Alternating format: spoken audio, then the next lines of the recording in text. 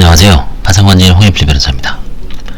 네, 오늘은 그 두 번째 시간으로 이희수 변호사님이 개인 파산 관지 절차의 이론과 실무, 이제 지난번에 이제 목차를 한번 쭉 봤죠. 오늘은 사실상 본 강의 첫 시간으로 개인 파산 절차 개관 제 1장을 한번 보겠습니다.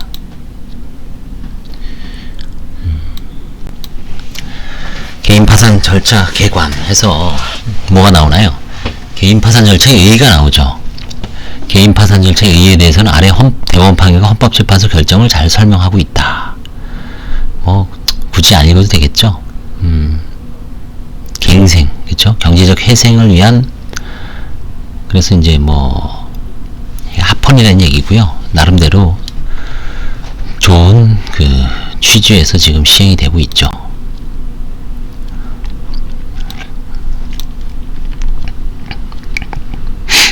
그다음에 이제 개인 파산과 개인 회생 제도의 비교.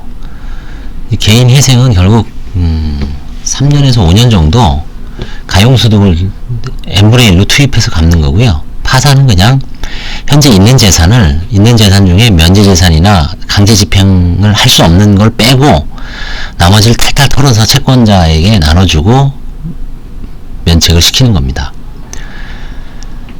그 차이점, 그러니까 결국 소득이 있는 분들은 개인회생으로 가야 되는 거고, 당장 뭐 소득이 없는 분들은 이제 개인 파산을 이제 선택을 해야 되는 문제죠. 쉽습니다, 사실. 그 소득도 이제 가용소득을 뛰어넘는 소득을 얘기하는, 가용소득은 누누이 강조하지만 1인일 때 110, 2인일 때 180, 3인일 때 235, 요까지만 외우십시오. 4인 부양가족을 인정해주는 경우도 없죠. 원래 4인 가족이면 나를 포함해서 애가 둘이고 왜 와이프면 4인 가족 4인 하면 280인가 얼마를 해줘야 되는데 뭐 개인회생에서 뭐 뺀다면서요. 배우자. 그래서 실질적으로 애들 둘하고 나만 3인 230. 그럼 내가 월급 300이다. 그럼 70 투입하라는 얘기죠.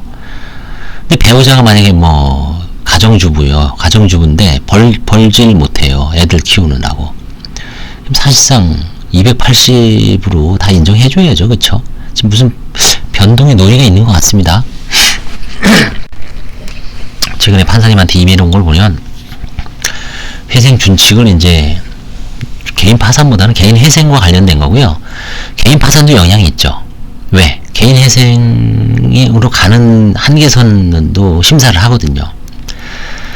그래서 가용소득의 문제라든가 배우자의 부양가족에서 제외하는 문제, 그 다음에 여러 가지가 지금 논의 중인 것 같습니다. 저희한테도 의견 주해라는데 잘 모르니까 넘어갔죠. 그 다음에 법적 정리 절차와 사적 정리 절차. 법적 정리 절차는 개인회생, 개인파산은 법에 의해서 법원에서 주도하는 거죠. 또 법이 있죠.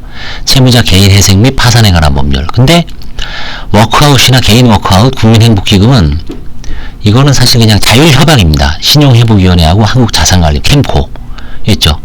협약금융회사에서 부당한 채무, 협약에 가입한 회사만 대상이 되고 협약에 가입하지 않으면 넘어가는 겁니다. 그래서 뭐 이 워크아웃은 이제 개인 파산이나 개인 회생 하기 전에 일반 시민들, 국민들 입장에서는 한번 그 신용회복위원회 방문해서 많이 안내를 받죠. 줄이려고. 뭐 저희보다 더 잘 알고 있을 겁니다. 그래서 이건 넘어가고요. 개인 회생하고 개인 파산도 이제 대부분 알고 있죠. 그렇죠? 뭐 다만 개인 회생에서 주의할 거는 신용 채무, 무담보 채무가 5억 원 넘으면은 신청할 수 없고요. 담보 채무가 10억 원 넘으면 할 수가 없습니다. 그래서 잘 유념해 두시고, 통상 3년간 가용소득을 변제에 투입하는 겁니다. 3년에서 5년 정도 이제 하는 거고요. 그 다음에 면책 결정 시 연체정보 등 해제를 하고 개인 파산 정보는 5년 정도 등재합니다. 개인회생은 3년에서 5년 등재한대요. 그 다음에 보증인에게 채무조정 효력이 미치지 않죠. 이게 가장 중요한 효과죠. 개인회생과 개인 파산. 신용회복에서는 보증인에게 채무조정 효력이 미칩니다. 사적, 프리워크아웃, 개인 워크아웃, 국민행복기금에 의한 채무조정은. 그래서 그게 큰 차이점이 있는 겁니다. 그래서 이 정도는 뭐 대략적인 것만 알아두십시오. 어차피 저희는 지금 파산 위주니까 개인 파산 면책 신청 사건의 흐름도 뭐 파산 절차가 이제 개시되면 신청을 하죠. 신청을 하면 법원에서는 서면 심사하고 보정 명령으로 신문기를 잡습니다. 그래서 만약에 심사를 해서 이송 관할이 아닌 데다가 제기했다. 경기도 사람이 서울에다 제기하면 보내죠. 수원으로. 그 다음에 무슨 요건에 맞지 않아요. 뭐 인지를 않는다든지 각하하고요. 그 다음에 또 기각할 수 있습니다. 예납 명령을 내리죠. 파상 선고, 파상 관제인 선임을 하여 예납 명령에서 이제 이행을 하면 30에서 보통 뭐 한 300도 있습니다. 30에서 300 사이 해요. 이제 재산관 이제 뭐 신문기일 파산 선고를 하죠. 그렇죠? 뭐 이런 건 나중에 이제 구체적으로 할 테니까 여기 넘어가죠. 이거 뭐 의미가 없습니다. 제 2장은 파산 신청 및 파산 선고 절차입니다.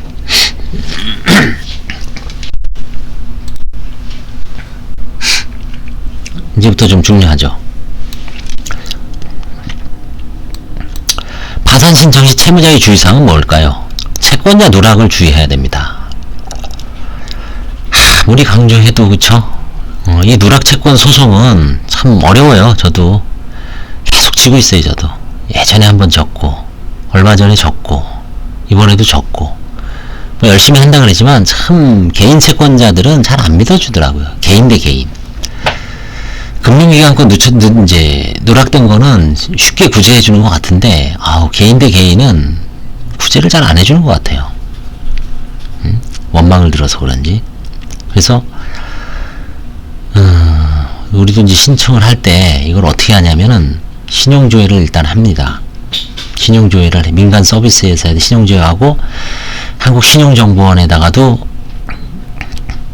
조회를 하고 그 다음에 법원 판결문 조회까지 시켜요. 이 세 가지를 활용을 하십시오. 반드시. 뭐 여기 자세하게 나와 있는데 요지는 이 교과서에 있는 중요 내용을 제가 핵심을 이제 강의를 하는 거기 때문에 제 얘기만 들으십시오. 이걸 굳이 뭐 제가 여러분들한테 이거 읽어주는 건 별로 의미가 없죠. 그쵸? 핵심적인 거는 제가 이제 자세하게 말로 떠들면 저 홍모 변호사, 관제인이라는 사람이 이러이러한 거를 주의하라고 하더라. 그거를 주의하면 돼요. 그래서 크레딧 포유, 그 다음에 민간정보회사 10,000원 정도 하죠. 그 다음에 법원 조회. 형사사건 조회는 어떻게 합니까? 킥스, KICC.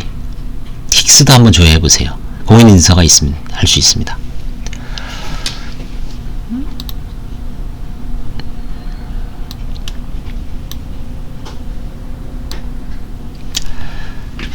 그래서 이제 이수 변호사님 책의 특이한 거는 한국대부금융협회의 홈페이지를 한번 가봐라. 그쵸? 대부업체를 이건 저도 이 책을 보고 처음 알았어요. 이거는 도움되는 거죠. 파산관제인 입장에서도 채무자가 진술하는 개인 명의 저당권자가 허위인지 아닌지 여부를 확인하는 방법이 유용하다. 그쵸? 우리 관제인도 이걸 아직 한 번도 안 해봤는데 이걸 한번 써봐야 될 것 같아요.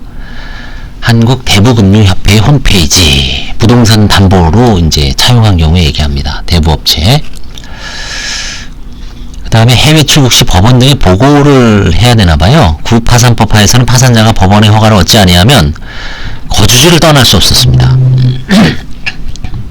뭐 형사 피고인보다 더 했죠. 이게 뭐 보석 같은데 못 떠나게 하는 것처럼.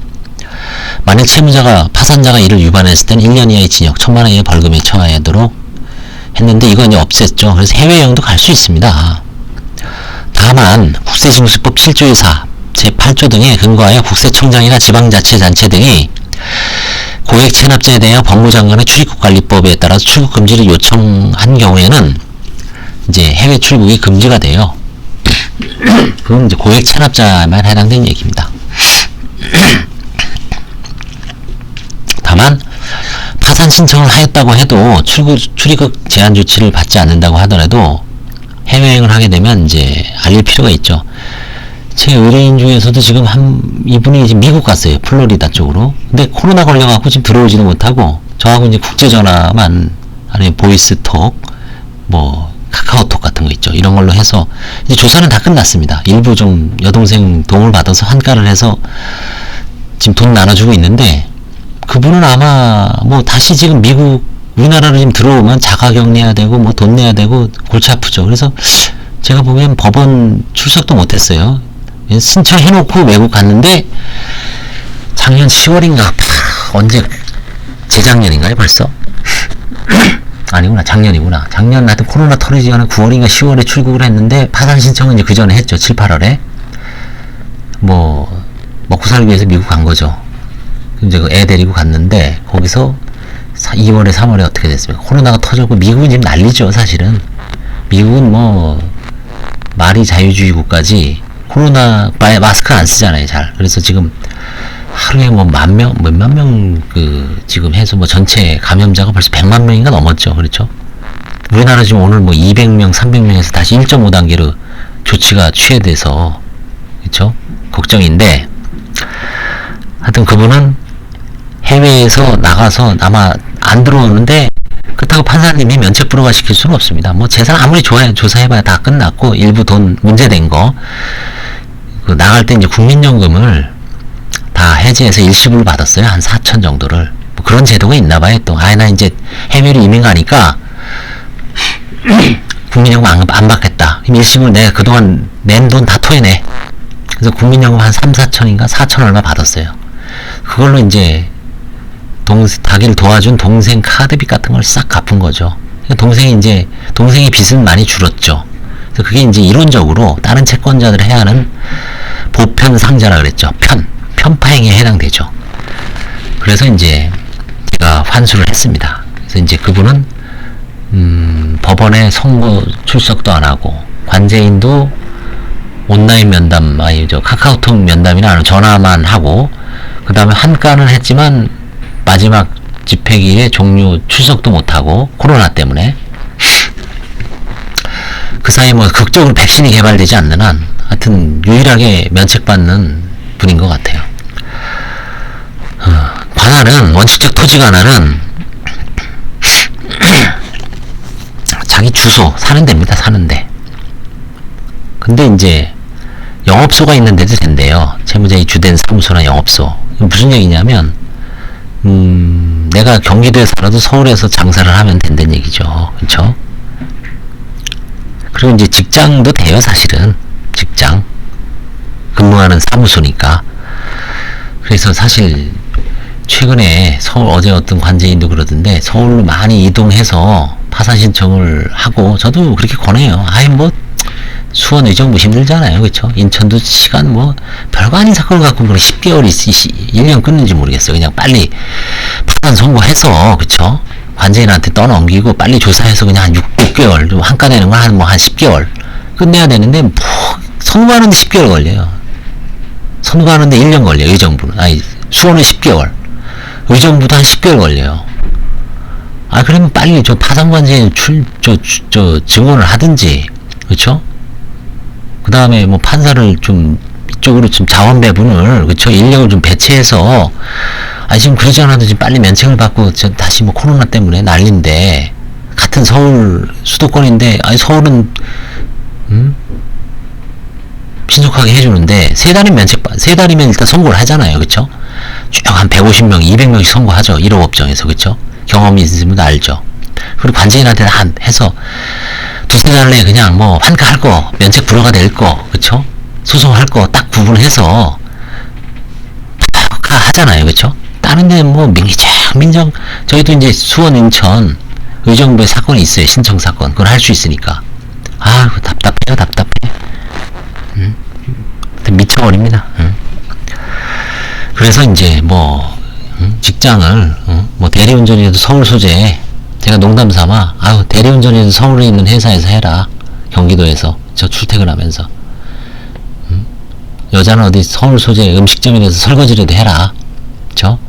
뭐, 나는 여기 설거지하고, 4대 보험은 아니지만, 뭐, 주민등록 하면 뛰는 거 나오잖아요. 3.4% 뛰어서, 세무신고하는 거, 갖다 주면 직장 인정받잖아요. 그쵸? 월급 통장 찍히고, 현금 아니면 업주 확인서 받으면, 이 사람 서울이에요. 그쵸? 낼 수 있습니다. 관할의 특례 이런 건 다 넘어갑시다. 우리 개인 파산은 뭐 이런 거 해봐야 그쵸? 대규모 사건의 특례 그쵸? 개인 채권자가 300명 이상인 사람은 서울에다 할 수 있습니다. 자기가 사업을 하다가 경기도에서 했어요. 근데 거래처가 300명이 넘어. 그럼 서울에다가 할 수 있어요. 그죠? 채권자 수가 300명입니다. 그쵸? 이건 개인 사건도 할 수 있는 것 같아요. 왜? 회생 사건 및 파산 사건, 뭐 개인 파산, 법인 파산 구분을 안 했죠. 그래서 개인 사업자도 할 수 있는 것 같아요. 채권자가 300명 넘으면. 상속재산 파산은 상속재산에 관한 파산 사건은 상속개시지를 관할하는 회생법원의 관할에 전속한다. 상속개시는 사망입니다. 그러니까 사망지, 피상속인이 돌아가신 분의 마지막 주소지입니다. 그래서 그분이 서울에서 돌아가셨으면 서울 가정법원에다가 이제 한정승인 하시고 서울 회생법원에다가 상속재산 파산하면 되는 거고요. 경기도에서 하면 수원으로 가는 거고 경기도 이북이면 의정부로 가는 거죠. 관할은 신청실을 기준으로 하고요. 재량 이송. 이송은 이제 뭔가 잘못됐을 때는 법원에서 이송합니다. 사물 관할은 지금 단독 판사가 한다는 거예요. 지금 합의부는 근데 합의부 하는 사람이 있습니다.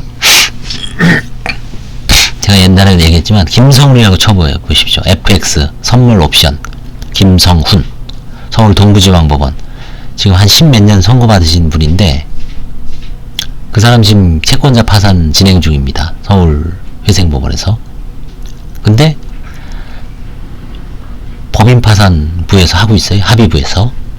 개인 파산 관제인들이 아마 뭐 노하우가 없거나 이제 워낙 많은 채권자들을 다뤄본 경험이 없어서 법원에서는 불안했는지 재정 합의 결정을 해서 합의부로 갔고요. 그 사람이 있고 또 현재현 회장이라고 있어요. 동양. 그분 채권자 파산 신청했죠. 누가.